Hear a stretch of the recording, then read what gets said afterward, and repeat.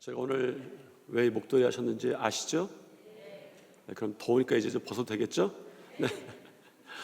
우리 이 땅에 나그네 된 분들을 위해서 우리 크리스마스 되기 전까지 우리가 이런 것들을 해서 좀 나누자. 사랑의 목도리가 있고, 또 하나 이제 온기라면 우리 크리스마스 추리를 청년들이 만들었는데, 이제 우리 크리스마스로 이 라면으로 추리를 이제 만들기 시작합니다. 아마 여러분들 그 주보 간지에 이게 있을 텐데 여기다 이렇게 한 마디씩 써주시면 좋을 것 같아요. 북한 이탈 주민께 감사와 기쁨이 가득한 성탄절 보내시기를 축복합니다. 메리 크리스마스. 전창희.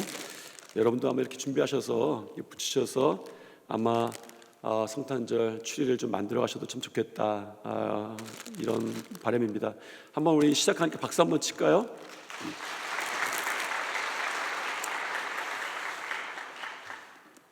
오늘은 제가 설교를 좀 못해도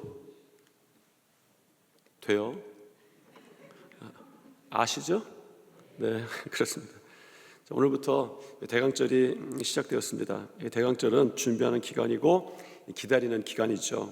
그래서 대강절을 맞이하면서 우리가 해야 될 일이 있습니다. 우리 준비와 기다림을 점검하는 것이죠. 우리의 삶에서 기다림은 특별한 일은 아닙니다. 밥 먹으려고 해도 기다리고, 택시를 타려고 해도, 버스를 타려고 해도 기다립니다. 우리는 기다리는 것을 늘상 하지만 좋아하는 것은 아니에요. 시간은 정확합니다. 조금 더 늘어나지도 않고 조금 더 줄어들지도 않습니다. 시간은 객관적으로, 과학적으로 지나가지만 기다림은 시간을 주관적으로 만들어요. 특히 길게 만듭니다. 일각이 여삼추라는 말이 있어요. 일각은 15분인데 여삼추, 3번의 가을, 3년과도 같다, 그렇게 여겨진다는 말이죠. 일각이 여삼추 같더라도 지루하면서 끝나는 기다림이 있고 또 행복해지는 기다림이 있습니다. 그래서 우리가 제대로 기다리는가라는 것을 점검해 보려면 함께 점검해 보아야 될 것이 우리가 무엇을 기대하고 있는가라는 것이죠. 초등학교 6학년 때입니다. 굉장히 오랜 전이죠. 일주일에 꼭 한 번 하던 것이 있습니다. 일주일에 한 번은 주택복권을 꼭 샀어요.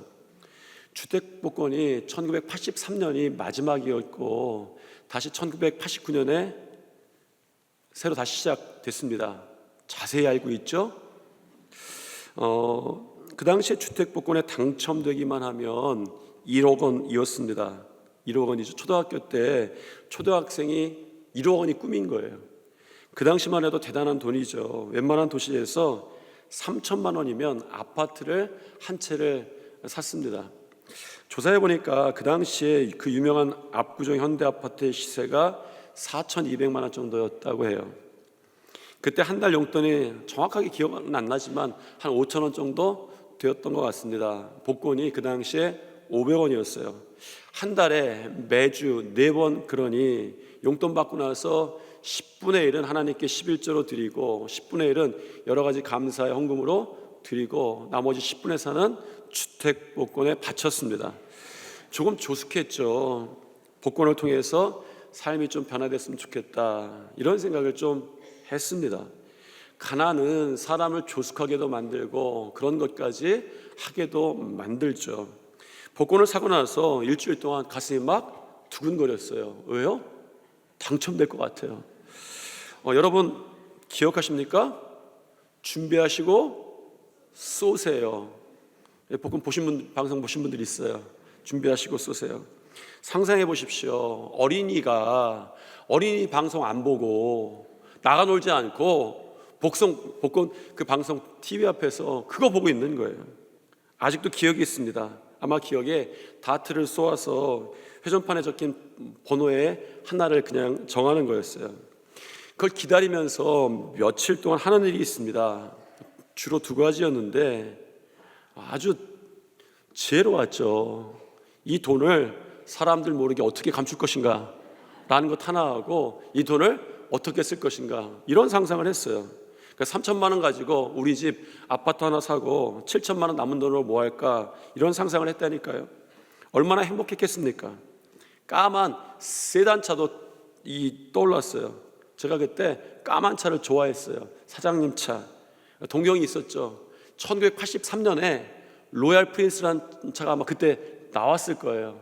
연도까지 기억하는 거 보니까 가격까지 알아봤다니까요. 왜? 될 것 같으니까. 일주일 동안 기다리는 동안에 결코 지루하지 않았습니다. 기다리는 동안에 행복했다라고 말할 정도였죠. 그런데 문제는 그런 기대는 가짜고 허상이었어요. 언젠가 반드시 실망을 만나게 되어 있습니다. 사실 우리 그리스도인들에게 이런 기다림의 문제는 문제가 될 이유가 전혀 없어요. 실망할 이유가 전혀 없습니다. 우리의 기대가 허상을 만나지 않기 때문입니다. 왜요? 히브리서 11장의 기자는 이렇게 말합니다. 읽겠습니다. 믿음은 바라는 것들의 실상이요 보이지 않는 것들의 증거니 선진들이 이로써 증거를 얻었느니라. 우리가 바라는 것들이 실상이 되는 거예요. 어떻게? 믿음으로. 복권 가지고 일주일 기다리는 거 아닙니다. 우리는 믿음 가지고 일주일 기다리는 거예요. 복권은 확률의 싸움인데 여러분, 믿음은 확신의 싸움입니다. 확신하는 것이 믿음이고 믿을 때 실상이 있는 거예요. 그래서 우리는 확률로 기뻐지는 것이 아니라 확신으로 기뻐지는 거예요. 아, 내가 행복하네? 왜? 우리 확신의 믿음이 우리에게 있기 때문입니다. 진짜 일어날 일이니 얼마나 기쁘겠습니까? 믿음은 기다리는 동안에 행복한 상상에서 끝나는 것이 아니라 실상을 만나게 해줘요. 메시아를 기다리던 여러 사람들이 있었습니다. 일각이 여삼추 같은 것이 아니라 여삼추가 한 130번 정도 지날 시간 동안을 지나면서 메시아를 기다렸어요. 한 400년 정도 될 거예요.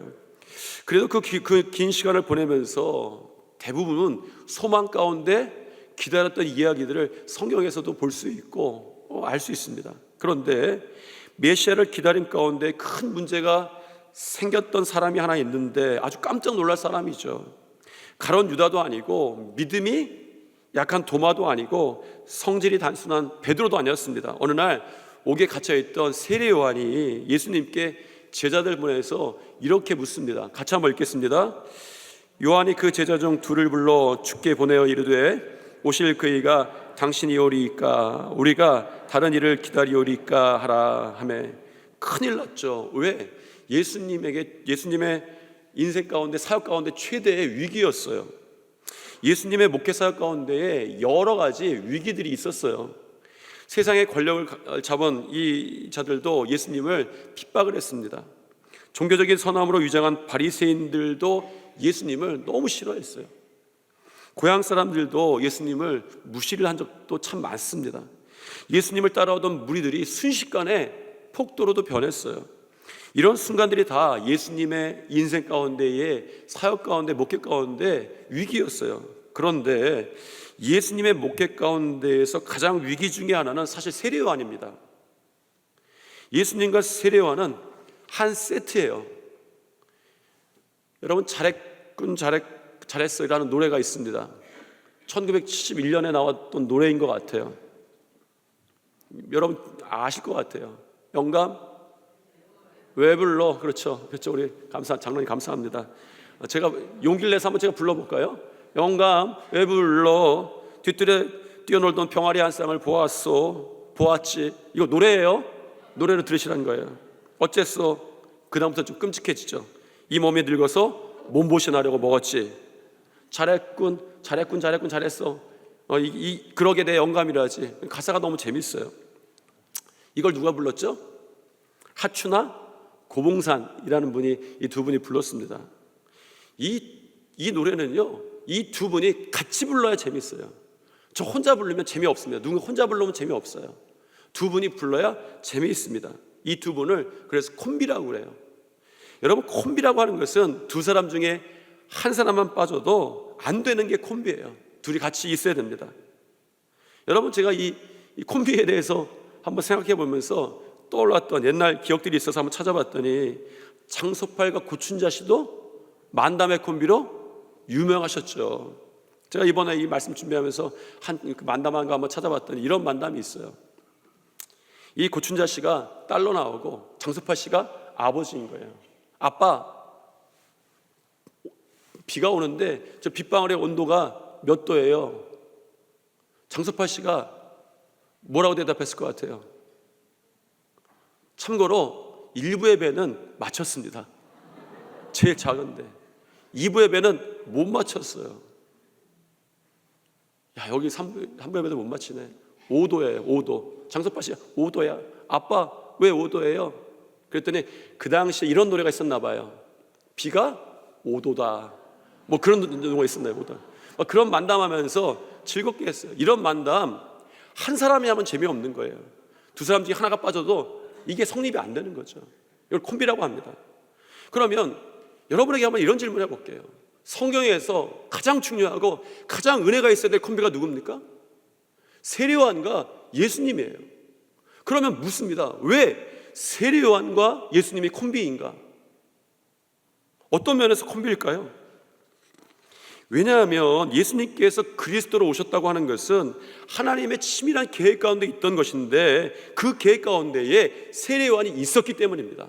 정확히는 이사야의 선지자의 예언 가운데 이런 예언이 있어요. 그리스도의 앞에는 주의 길을 곧게 하라고 광야에 외치는 소리가 있는 거예요. 수백 년부터 예언됐는데 메시아가 올 때는, 메시아 오기 전에는 주의 길을 예비하는 광야의 소리가 있다라고 하는 것이 하나님의 계획이었습니다. 이거를 그럼 좀 바꾸어 말하면, 좀 과장해서 말하면 결과적으로 세례요한이 길을 예비하지 않는 자는 결코 그리스도가 될 수 없는 거예요. 세례요한이 부정하는 자는 메시아가 될 수가 없는 거예요. 콤비이기 때문에 그렇습니다. 그런데 세례요한이 어느 날 자기의 제자 둘을 예수님께 보내어서 이렇게 말하는 것이죠. 당신이 오실 그이가 맞습니까? 다른 일을 기다리오리이까? 이거 정말 깜짝 놀랄 일이죠. 세례요한은 선생 중에 선생이었고 선지자 중에 선지자였습니다. 왕이 존경하고 어려워할 만큼 세례요한은 그 시대에 큰 인물로 인정받았어요. 여러분, 그런데 그에게 문제가 생겼다는 거예요. 그가 처음에는 보라 세상 죄를 지고 가는 어린 양이로다 메시아를 선포했는데 이제 오실 그이가 당신이오리까? 정말 세례요한이 그랬을까? 세례요한이 그 믿음이 없었을까? 의심이 되는 거예요. 세례요한을 조금이라도 아는 사람들에게 이 본문이 볼 때마다 난제로 등장했어요. 역사 가운데 해석하기가 너무 어려운 거예요. 세례요한이 정말 그리스도에 대해서 의심했을까? 도무지 믿지 못하겠다는 거예요. 그래서 이 본문을 만났던 여러 주석가들이 역사 가운데에 이렇게 해석합니다. 세례요한이 오실 그이가 당신이 오리까 물은 것은 의심이 아니라 법적인 재확증이다라는 거죠. 세례요한이 예수님께 질문을 전하기 위해서 제자 몇 명을 보내요? 2명을 보내요. 여러분, 그 누군가에게 소식을 전하기 위해서 몇 명이면 어때요? 사실은 1명만 보내도 소식 전해집니다. 그런데 이스라엘의 이스라엘 법적인 것을 보면 조금 달라져요. 여러분 눈치채셨겠지만 누군가에게 법적으로 확증을 받기 위해서, 법정에서 증언자가 되기 위해서 가장 유효 숫자가 시작되는 것이 몇 명일까요? 2명이었어요. 유대 사회에서는 그랬습니다. 그래서 이 이야기는 세례요한이 의심한 것이 아니라 아주 확실하게 메시아다라는 것을 다시 증거하기 위해서 여기 누가에 쓰여진 이야기다, 이렇게 해석을 하는 것들이 참 많아요. 여러분들도 아마 그런 해석을 만날 수도 있겠습니다. 재확증일 뿐이다, 이런 해석도 일리가 좀 있어요. 그런데 긍정적으로만 해석할 수 없는 이유가 본문이 끝나는, 오늘 우리가 읽었던 본문이 끝난 23절 예수님의 말씀 가운데 있죠. 예수님께서 이렇게 말씀하십니다. 읽겠습니다. 나로 말미암아 실족하지 아니하는 자는 복이 있도다 하시도다. 실족하다, 원어의 뜻은 이런 거예요. 중간에 덫에 걸렸다, 중간에 포기한다, 이런 뜻입니다. 그러니까 예수님께서 세례요한의 말을 듣고 나서 하신 말씀이, 세례요한 내 사촌이기도 하지만 사촌형인데 재확증해줘서 고마워. 사람들이 아직 나를 메시아로 다 잘 모르고 있는데 당신이 내가 메시아인 것을 법적으로도 세상으로 재확증해줬어. 이렇게 말씀하신 것이 아니라 이렇게 말씀하셨어요. 누구든지 나로 말미암아 실족하지 않은 자는, 아니하는 자는 복이 있도다, 이렇게 말씀하신 거예요. 실족하다, 원어로 다시 말씀드리면 중간에 멈추는 것이죠. 중간에 기다림을 멈추는 것을 예수님께서 실족했다라고 본문에서 이야기하신 것이죠. 여러분에게도 묻습니다. 여러분 교회 나오십니까? 여러분 기도하십니까? 여러분 예배하십니까? 여러분이 여전히 그리스도인이십니까? 그런데 여러분이 만약 기다리는 것을 멈췄다면 오늘 본문 말씀에 의하면 여러분은 실족한 그리스도인인 거예요. 여러분, 그리스도인이 아닌 것이 아니라 실족한 그리스도인이 있다라는 것입니다. 우리 가운데에, 우리 신앙 가운데, 믿음 가운데 난 이제부터 그리스도인이 아니야 라는 것이 아니라 내가 그리스도인이지만 우리에게 실족한 상태가 있다는 거죠. 여러분이 어떤 사람인지 중요하진 않습니다. 여러분이 목사인지, 여러분이 장로인지, 여러분이 권사인지, 여러분이 30년 동안 믿은 사람인지는 중요하지 않습니다. 중요한 것은 중간에 포기하지 않는 사람은 복이 있다라고 하신 주님의 말씀이에요. 이것이 우리의 신앙 가운데의 중요한 원리입니다. 여러분들이 결코 포기하지 않는 분들이 되기를 축복합니다. 여러분들이 중단하지 않기를 바랍니다. 여러분이 끝까지 가기를 바랍니다. 지금 세례요한은 어떤 사람이죠? 실족한 그리스도인입니다. 기다림을 멈췄기 때문이죠. 그런데 이상하죠. 이미 보라 세상들을 치고 가는 어린 양이로다 사람들에게 외쳤던 세례요한이 왜 이런 질문을 이 순간에 하게 되었을까요? 이 이야기를 들었던, 보라 세상죄를 지고 가는 어린 양이로다 이 이야기를 들었던 안드레는 예수님을 만나고 나서 돌아가서 자기 형제였던 베드로에게 이렇게 말합니다. 내가 오늘 메시아를 만났다라고 이야기할 정도였죠. 여러분, 사실은 왜 그랬을까 정확히 해석하는 것은 쉽지 않습니다. 지금도 신학 가운데는 여러 가지 이야기가 있다는 것이죠. 그래도 한번 해석하면 이 본문의 배경으로 먼저 가야 되는 것은 확실합니다. 이 질문을 하게 된 배경이 사실은 조금 이상해 보이죠. 17절, 18절 말씀입니다. 읽어보겠습니다. 예수께 대한 이 소문이 온 유대와 사방에 두루 퍼지니라.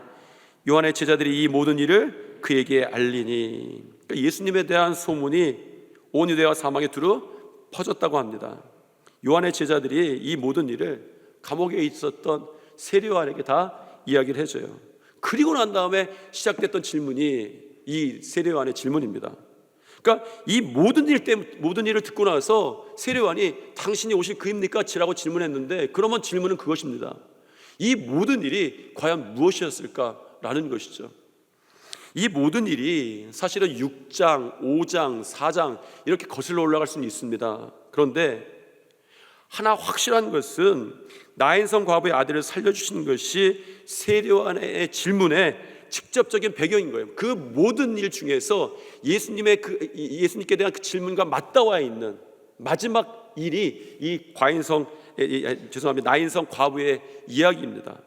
이 이야기가 어떤 이야기냐면, 예수님께서 백부장의 종을 고치시고, 이것도 7장의 이야기입니다. 얼마 후에 제자들과 많은 군중들이 동행하는 가운데에 나인이라고 하는 마을로 향하게 됩니다. 나인이란 마을이 이름의 뜻이 재미있죠. 기쁜, 즐거운 이런 뜻입니다. 이 이름이 재미있는 것은 성경에 등장하는 이 유일한 그 지명인데, 기쁜 즐거움인데, 예수님이 만났던 나인에서는 어떠한 것이 있었습니까?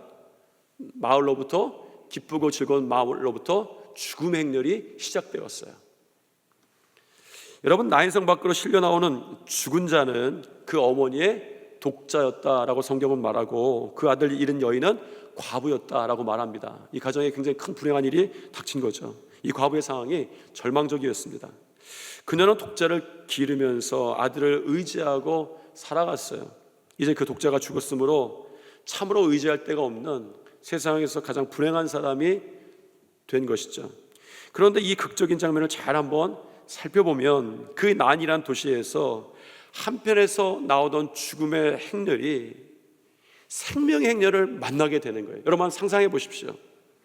나인성에서는 슬퍼하면 죽음의 행렬이 나오는데, 그 반대편에서는 예수님의 행렬이 나오는데, 그 행렬이 생명의 행렬입니다. 저는 이런 생각을 했어요.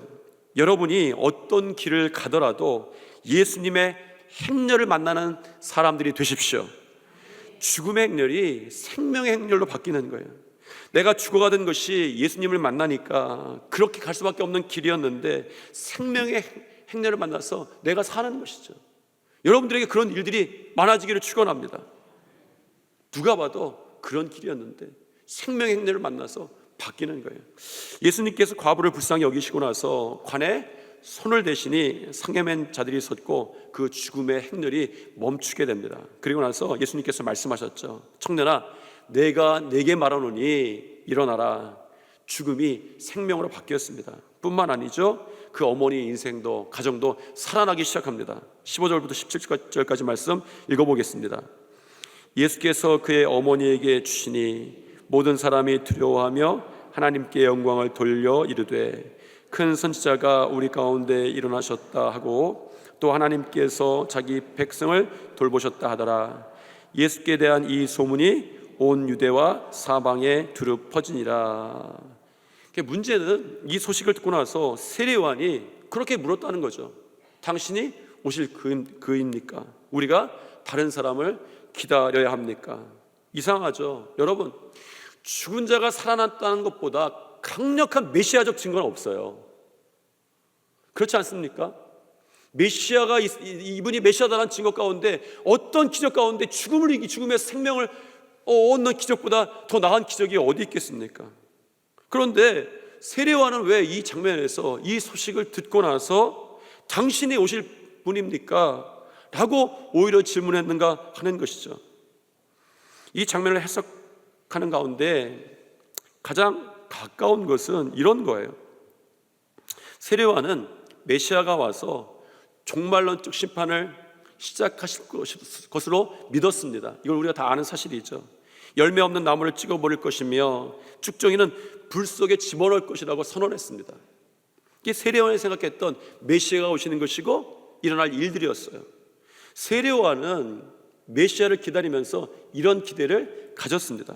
그런데 예수님이 하시는 일을 보니까 열매 없는 나무를 찍어버리거나 쭉정이를 불 속에 집어던지는 것이 아니라 고침받고 살아나오고 세리를 용서하고 이런 일들이 이제 벌어지는 거죠. 그는 기대하지 못했던 하나님의 은혜에 당황했던 것 같아요. 그래서 예수님께서 세례요한의 제자들을 보시며 전하라고 하신 말씀이 이런 말씀이었어요. 22절, 23절 말씀입니다. 같이 읽겠습니다. 예수께서 대답하여 이르시되 너희가 가서 보고 들은 것을 요한에게 알리되 맹인이 보며 못 걷는 사람이 걸으며 나병 환자가 깨끗함을 받으며 귀먹은 사람이 들으며 죽은 자가 살아나며 가난한 자에게 복음이 전파된다 하라. 누구든지 나로 말미암아 실족하지 아니하는 자는 복이 있도다 하시니라 라는 거예요. 중요한 것은 우리의 기대가 앞서면 주님의 은혜와도 부딪히더라 라는 것이죠. 서두름입니다. 감리교회 부흥 사셨던 김호영 목사님께서 하신 유명한 말씀이 있어요. 한번 제가 소개시켜 드린 것 같은데 설교이기도 하고 설교 제목이기도 합니다. 서두르면 이스마엘이고 기다리면 이삭이다 라는 거예요.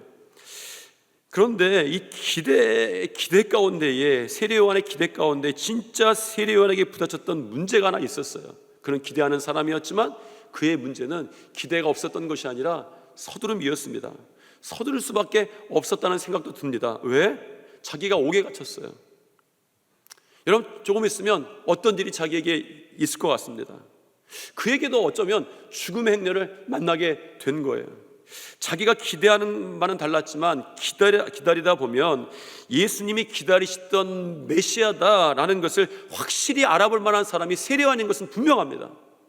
그런데 그가 서두르기 시작하는 거예요.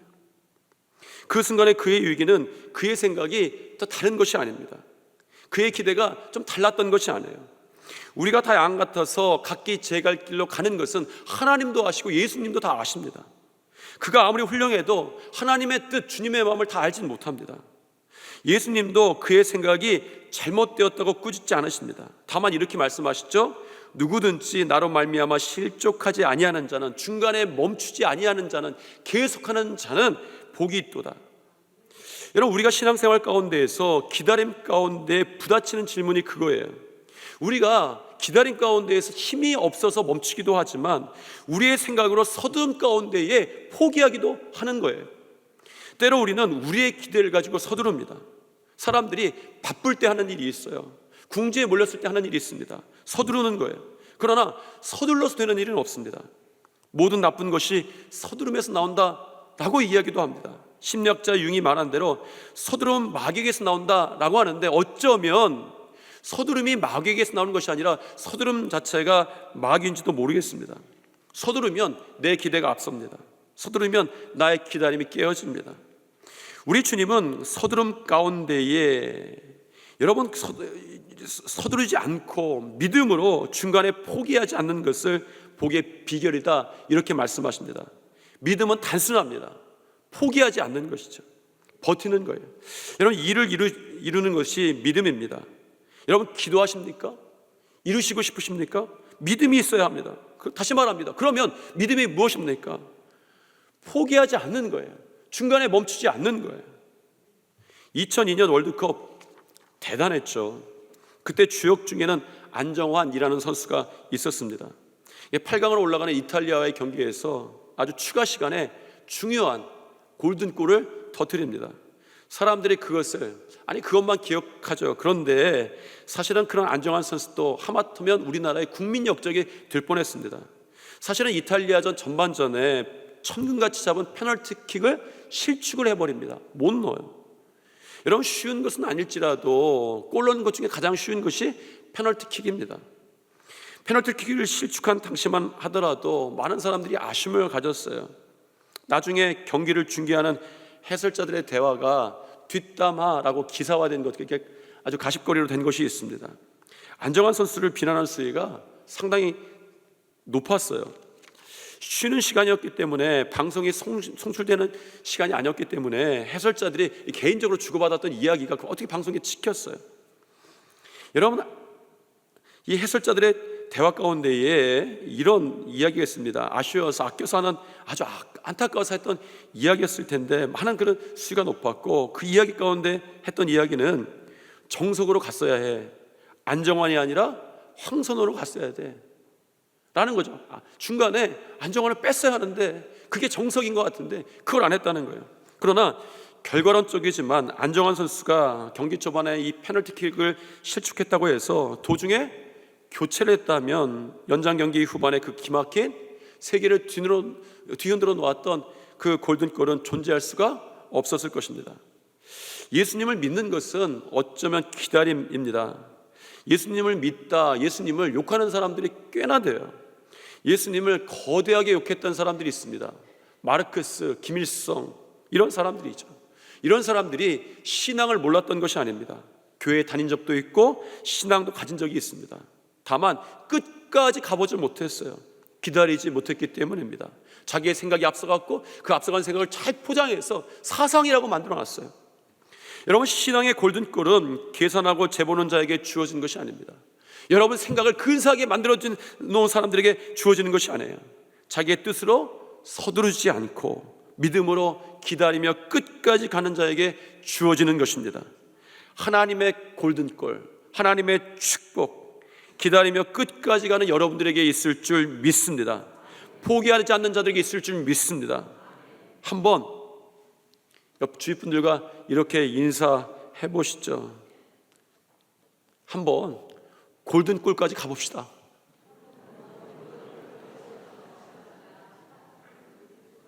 여러분이 이 믿음의 길을 갈 때에 이제 예수님을 기다리는 시기입니다. 아마 여러분의 기다림을 점검할 것인데 여러분이 도달해야 될 곳이 있습니다. 다시 한번 다른 쪽의 분들과 한번 인사하면서 까짓것 골든골까지 가봅시다. 여러분 기다림 가운데 포기하지 않고 승리하시기를 축복합니다. 기도하시겠습니다. 사랑과 은혜가 충만하신 하나님, 우리 성도들 각자 예수님의 어떤 일을 기다리며 예수님의 어떤 은혜들을 기다리는 것이 있습니다. 중간에 포기하지 않고 끝까지 갈 수 있도록 힘 주시옵소서. 저들이 승리하게 도와주시고 이기게 도와주시고 포기하지 않는 자는, 실족하지 않는 자는, 중간에 포기하지 않는 자는 복이 있다 하시는 주님의 말씀이 저들의 삶 가운데 이루어지게 도와주시옵소서. 예수님 이름으로 기도드립니다. 아멘.